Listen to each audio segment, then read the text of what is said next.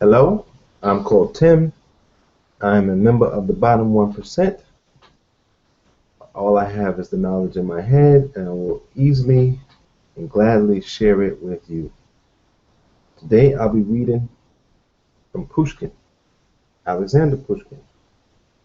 And he says in one of his 1820 letters, this was when this was written, one should be aware that a secret society with the goal of the liberation of Greece was organized as early as 30 years ago, and it has become widespread. The members of this society are divided into three degrees. The military caste has made up the lowest degree, the second, citizens. Each member of this latter degree has the right to attach comrades to himself, but not to attach soldiers, whom only the third, highest degree has been selected. You see the simple course and chief idea of this society, the founders of which are still unknown. A separate faith, a separate language, independence of book publishing, on the one hand enlightenment, and on the other hand ignorance. Everything has offered favorable auspices for the freedom-loving patriots. All the merchants, all the clergy, to the last monk, have joined the society, which is now triumphing. And, excuse me, this is the book, Alexander Pushkin, The Letters of Alexander Pushkin, 3 volumes of one. And I will say that I don't really like secret societies because I understand why people do them. Because the masses are so ignorant, they might muck it up if they get involved. And sometimes you can do things behind the backs of the masses because you can just move quicker. But I don't like them because when the masses or members of the masses don't know what you're doing, they can get suspicious and in their stupidity can make up all kinds of things about you that you're doing that you might not be doing. So I always think it's better to be open. And most of the time, if it's too complex, the masses will just go away anyway. They won't want to be bothered. A lot of times when you invite people to things and it's really revolutionary anyway, they don't want to be bothered anyway. They just go away, right? So, of course, the state, if you're trying to overthrow the state, will always come down on you if you say who you are.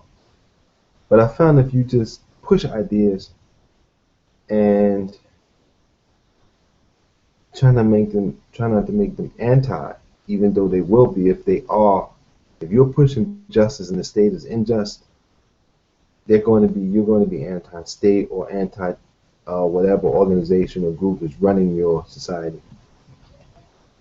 So that's always a risk. But when you run secret societies, there's so many spies, and especially today, you can't really do it. I mean, there's so many listening devices and monitoring devices. It's just impossible. But we still have secret societies, so go figure.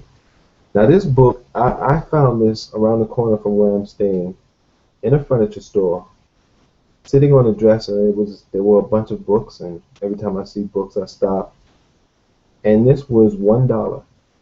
Look how thick this book is. 3 volumes in one.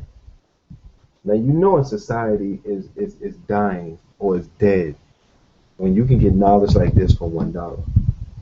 Being a part of the bottom 1%, I was happy because I want the knowledge.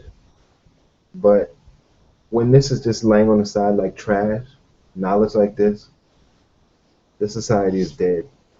Because even as Pushkin was saying in his secret society, one of the first things they did was publish books, right? Have their own language and religion because knowledge is revolutionary.